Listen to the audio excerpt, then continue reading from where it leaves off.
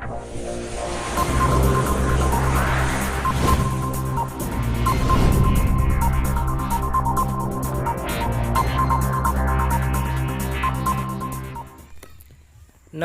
दोस्तों, आपके अपने चैनल ऑल इन वन में आप सभी का स्वागत है। हम एक नई सीरीज के साथ फिर उपस्थित हुए हैं। हमारा ये सामान्य ज्ञान और विज्ञान की दूसरी सीरीज है, जिसमें हमने बहुत ही अच्छे क्वेश्चन लिए हैं। तो आइए स्टार्ट करते हैं अपनी पहली सीरीज। पहला प्रश्न है हमारा, समाजवाद मूलतः किसका आंदोलन है? बुद्धिजीवी, गरीब लोग, मध्य वर्ग या कामगार? तो बता दें कि जो हमारा समाजवाद है, इसका अभिप्राय जो है वो श्रमिकों के ऐसे संगठन से होता है जिसका उद्देश्य पूंजीवादी संपत्तियों को सामाजिक संपत्ति में परिवर्तित करने के लिए राजनीतिक शक्ति प्राप्त करना है। अतः हम कह सकते हैं कि जो समाजवाद है वह कामगारों का आंदोलन है। किसका आंदोलन है? कामगारों का। तो हमारा ये राइट आंसर होगा।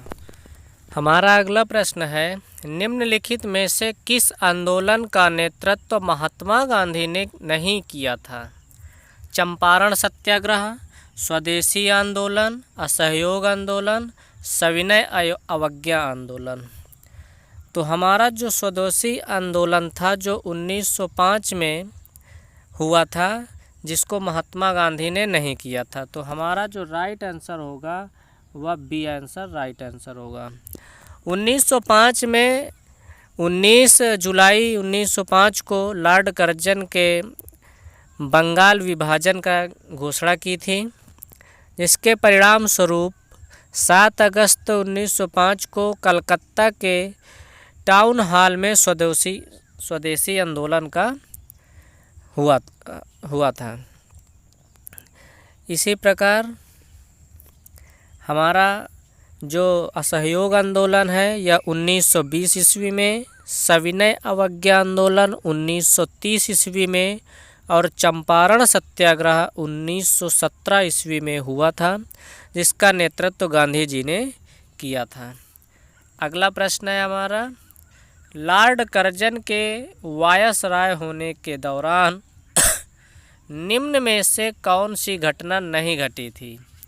बंगाल का विभाजन, पुरातत्व विभाग की स्थापना, द्वितीय दिल्ली दरबार, भारतीय राष्ट्रीय कांग्रेस का गठन? तो भारतीय राष्ट्रीय कांग्रेस का जो गठन है वो 1885 ईस्वी में लॉर्ड डफरिन के समय में हुआ था, और जो बंगाल का विभाजन है ये 1905 ईस्वी में, पुरातत्व विभाग की स्थापना 1904 ईस्वी में और द्वितीय दिल्ली दरबार 1903 ईस्वी में लॉर्ड कर्जन के समय में हुआ था।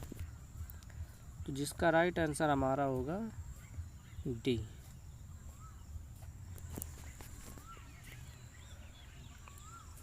डी हमारा राइट आंसर होगा, जो लॉर्ड कर्जन के समय में नहीं हुई थी घटना। अगला प्रश्न, निम्न में से कौन गदर पार्टी से संबंधित था? तो 19वीं शताब्दी के अंत में बहुत से भारतीय अमेरिका और कनाडा में जाकर बस गए थे। 1 नवंबर 1913 को अमेरिका के सैन फ्रांसिस्को नगर में गदर पार्टी का गठन हुआ 1913 में। इस पार्टी के जो संस्थापक कहा जाए तो लाला हरदयाल इसी पार्टी से संबंधित हैं, लाला हरदयाल। हमारा अगला प्रश्न है, स्वामी दयानंद सरस्वती ने प्रथम आर्य समाज 1875 ईस्वी में कहाँ स्थापित किया था? तो स्वामी दयानंद सरस्वती द्वारा 1875 ईस्वी में बम्बई में आर्य समाज की स्थापना हुई थी। कहाँ हुई थी? बम्बई हमारा राइट आंसर होगा। तथा इसकी जो मुख्यालय है लाहौर बनाया था 1877 ईस्वी में। अगला प्रश्न है, पेशवा का संस्थापक निम्नलिखित में से कौन था? तो हमारा जो मराठा राज्य में पेशवा व्यवस्था बालाजी विश्वनाथ, हमारा जो राइट आंसर होगा वो होगा डी, बालाजी विश्वनाथ के समय में शुरू हुई थी। इस प्रकार बालाजी विश्वनाथ को ही पेशवा व्यवस्था का संस्थापक माना जाता है। अगला प्रश्न है, विजयनगर के मध्यकालीन नगर को आजकल कहते हैं। तो मध्यकाल के विजयनगर को आजकल हम्पी कहा जाता है। क्या कहा जाता है? हम्पी कहा जाता है। हम्पी नगर कर्नाटक में है। यहीं पर विजयनगर साम्राज्य की राजधानी थी। हम्पी यूनेस्को की विश्व विरासत स्थलों की सूची में भी सम्मिलित है। अगला प्रश्न है हमारा, सोमनाथ के मंदिर में लूटपाट किस आक्रमणकारी द्वारा की गई थी? मोहम्मद गौरी, बख्तियार खिलजी, महमूद गजनवी, मोहम्मद बिन कासिम। तो हमारा जो राइट आंसर होगा, सुल्तान महमूद गजनवी द्वारा सोमनाथ मंदिर में लूट की गई थी। तो हमारा राइट आंसर होगा सी। अगला प्रश्न है, अजंता की गुफाएं किससे संबंधित हैं? बौद्ध, वैष्णव, जैन या शैव? तो हमारी जो अजंता की गुफाएं हैं उनका संबंध बौद्ध धर्म से है। किस धर्म से? बौद्ध धर्म से है। यह गौतम बुद्ध के जीवन काल से जुड़ी घटनाओं का चित्रांकन किया गया है। ये गुफाएं महाराष्ट्र के औरंगाबाद जिले में स्थित हैं। अगला प्रश्न है, यह धन विधेयक है, इसका निर्णय कौन करता है? राष्ट्रपति, प्रधानमंत्री, लोकसभा अध्यक्ष या मंत्रिपरिषद? तो कोई भी धन विधेयक है या नहीं है, इसका जो निश्चय है वो संविधान के अनुच्छेद 110(3) के तहत लोकसभा अध्यक्ष द्वारा किया जाता है। किसके द्वारा किया जाता है? लोकसभा अध्यक्ष। यही राइट आंसर होगा। अगला प्रश्न है, मौर्य काल के दौरान शिक्षा का सबसे प्रसिद्ध केंद्र निम्न में से कौन सा था? उज्जैन, वल्लभी, नालंदा या तक्षशिला?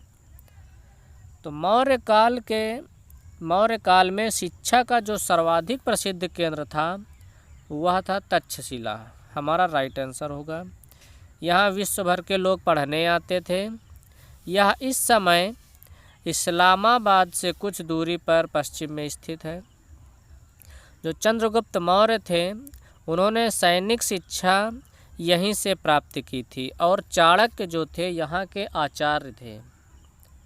अगला प्रश्न है, प्राचीन भारत का प्रसिद्ध शासक कौन था जिसने अपने जीवन के अंतिम दिनों में जैन धर्म अपना लिया था? तो जो चंद्रगुप्त मौर्य थे उन्होंने अपने जीवन के अंतिम दिनों में जैन धर्म अपनाया था। कौन थे वो? चंद्रगुप्त मौर्य राइट आंसर होगा।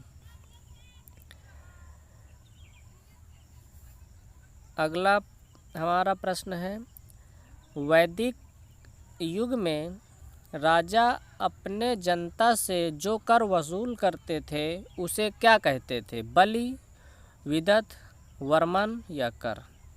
तो जो वैदिक युग में राजा थे और अपने जनता से कर वसूलते थे उसे बलि कहा जाता था। क्या कहा जाता था? बलि कहा जाता था। और जो इसे संग्रहित करता था उस अधिकारी को बागदूध कहा जाता था। अगला प्रश्न है, निम्न में से किस युद्ध से भारत में फ्रांसीसियों के भाग्य का निर्णय हुआ था? वाडी वंश की लड़ाई, प्रथम कर्नाटक युद्ध, बक्सर की लड़ाई या प्लासी की लड़ाई? तो इसका जो राइट आंसर है वह होगा वाडी वंश की लड़ाई। कौन सी लड़ाई? वाडी वंश की लड़ाई।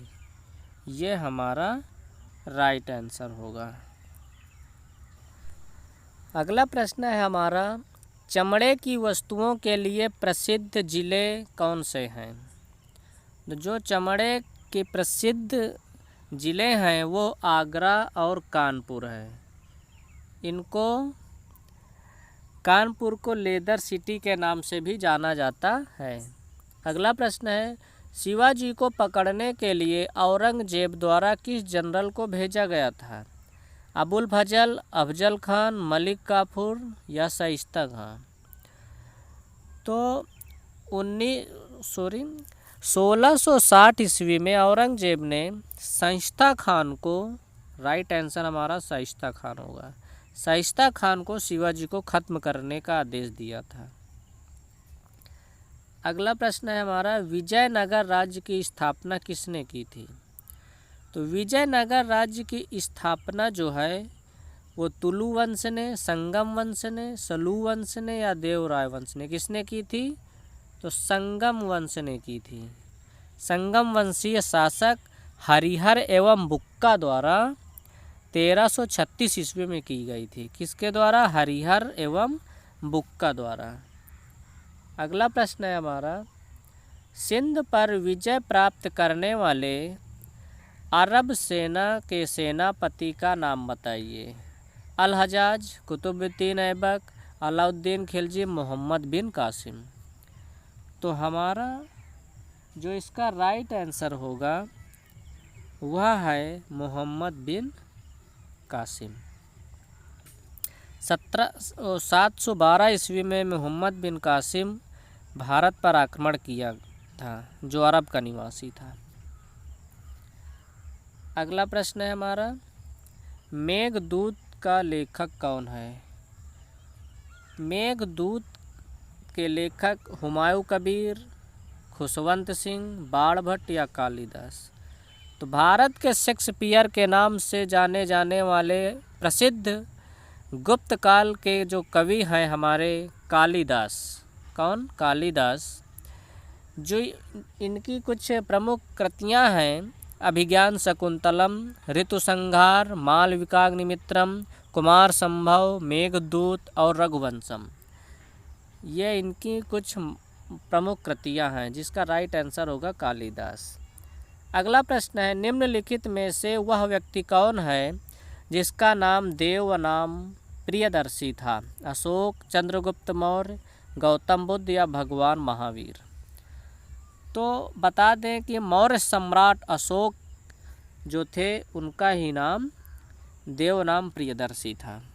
इनको और भी कई उपनामों से जानते हैं, जैसे देवनाम प्रिय, देवनाम प्रियदर्शी, इनको इस नाम से जानते हैं। अगला प्रश्न है, राज्य विधानसभा में आंग्ल भारतीय समुदाय के लिए प्रतिनिधित्व का प्रावधान भारत के संविधान के किस अनुच्छेद द्वारा किया गया है? तो ये अनुच्छेद 333 के द्वारा किया गया है। अगला प्रश्न की ओर आते हैं। हमारा अगला प्रश्न है, महावीर कौन थे? तो महावीर जैन धर्म के 24वें तीर्थकर थे, जो कि जैन धर्म के वास्तविक संस्थापक भी माने जाते हैं। तो ये हमारे 24वें तीर्थकर थे, राइट आंसर होगा। जैन धर्म के जो 23वें तीर्थकर थे वो पार्श्वनाथ थे। तो इस प्रकार हमारी ये सीरीज कंप्लीट होती है।